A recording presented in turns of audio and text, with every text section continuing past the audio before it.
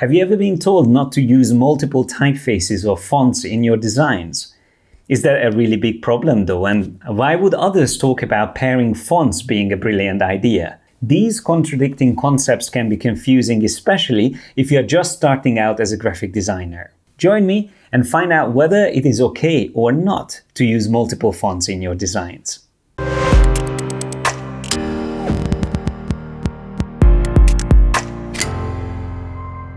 Establishing visual hierarchy in your design is important to help your viewers easily understand the information presented to them. And there's so many different ways to establish hierarchy. You can make certain elements larger than others. You can place them in a more prominent location, like the top left corner or the center of a composition. Then, of course, you can use color also to highlight and connect certain parts of the design. But what many designers get wrong is to rely on multiple typefaces for establishing visual hierarchy. Each of these examples on my screen pretty much rely on a single typeface, and the hierarchy is established by varying the colors and also the various styles within the typeface. And that's really the key, that you should always work with a typeface that offers at least 3 different variations. So you would have your regular, bold, italic, but even better if you have medium, light,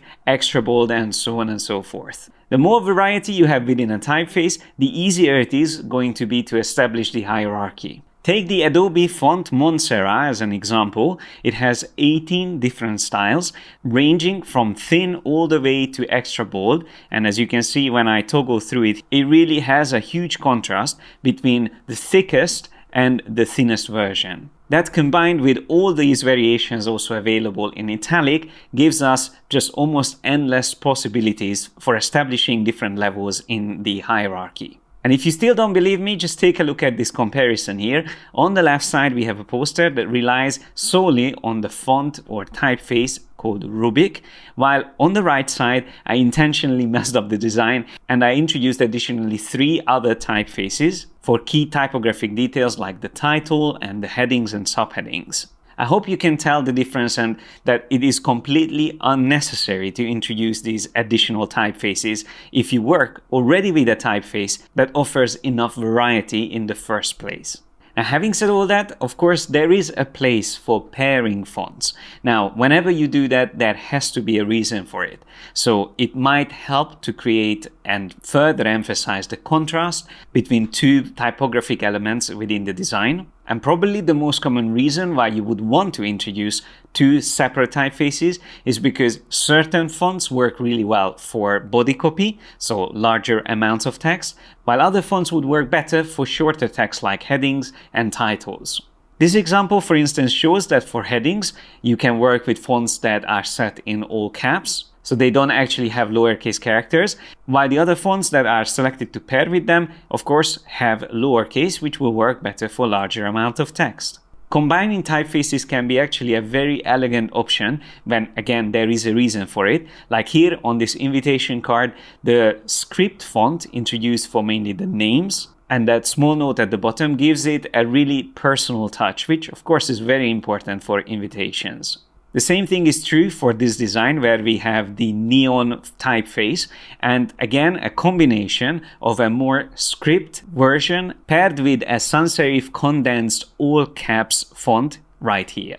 And the reason why this design looks good is once again because it doesn't go crazy introducing various typefaces. It just relies on these 2 that really establishes that nice contrast and the hierarchy necessary for all that information we can see here. Even when you look at calligraphy or hand lettering examples, you will see that the most successful ones don't introduce too many various styles for the text, instead combining 2 contrasting ones. Like here, once again, we have more of a script combined with a serif font. And even though these are not fonts, they are made to look like fonts. While if you look at this example, it's not as effective or powerful because it introduced just too many different variations on the fonts. And even with logo design, where you don't really have that much text to work with, you can still make the decision to combine fonts, like with that lemonade stand up there, or to rely on a single font and just rely on the scale of the text to establish hierarchy. So remember, there are plenty of ways you can establish hierarchy in your designs, and you should only introduce additional typefaces when there is really a valid reason for it. Thanks a lot for watching. Like and share this video if you enjoyed it. Don't forget to subscribe and hit the bell icon to get notified whenever we release new videos. Click on the link on my right and start your membership today to get access to over 200 hours of training courses and personal mentoring by me and my team of creative professionals. Have fun learning, guys, and I will see you in the next one.